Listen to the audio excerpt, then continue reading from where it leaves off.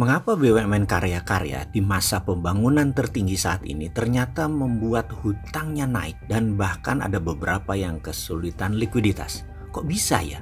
BUMN dimanja tapi merugi. Kita juga sering ingatkan bahwa hanya di negara sosialis komunis BUMN itu jalan.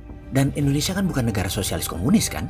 Kita memang sih banyak mengiblat ke negara tersebut, para pejabatnya saat ini, dan salah beberapa derajat arahnya. Jadi ya gitu deh, nyembahnya ekonominya jadi nggak karuan. Kita juga ingatkan sekarang bahwa UKM yang tidak kunjung didukung oleh kebijakan pemerintah suatu saat akan meledak masalahnya. Fakta data bahwa UKM merupakan penyerap 90% angkatan kerja, juga 65% ekonomi perputaran uang adalah di UKM. Tapi sayang tidak ada program untuk scale up atau pembiayaan khusus atau perhatian serius sementara ini oleh negara. Sementara BUMN secara pasar ya kecil dibandingkan UKM, padahal sudah dimanja habis-habisan loh dengan jabatan kementerian. Rugi lagi. Pokoknya bingung kita dibuatnya. Kembali ke pertanyaan di awal, kok bisa rugi? Kita semua tahu per kilometer membangun jalan tol investasinya 5 juta dolar. Namun di Indonesia per kilometer bisa 8 juta dolar. Kok lebih tinggi ya? Atau BUMN yang untung gede? Atau di markup 3 juta dolar per kilometernya sehingga BUMN duitnya banyak? Tapi kayaknya nggak gitu cara ngelihatnya. Bagaimana kalau kita buka masalahnya? Begini melihatnya. Kita karena tidak ada uang untuk modal maka perlu pinjaman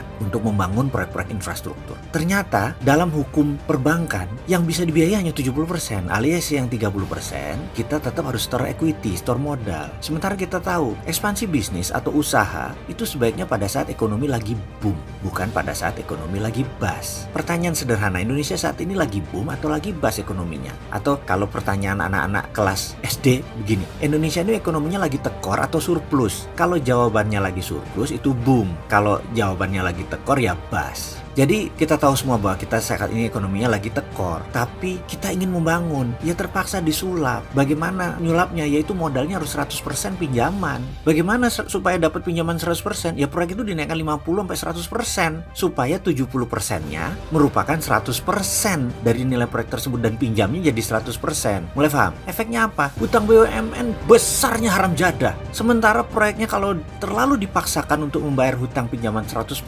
ya sudah nggak pasti masuk. Sementara proyek terlalu dipaksakan untuk membayar hutang pinjaman 100%.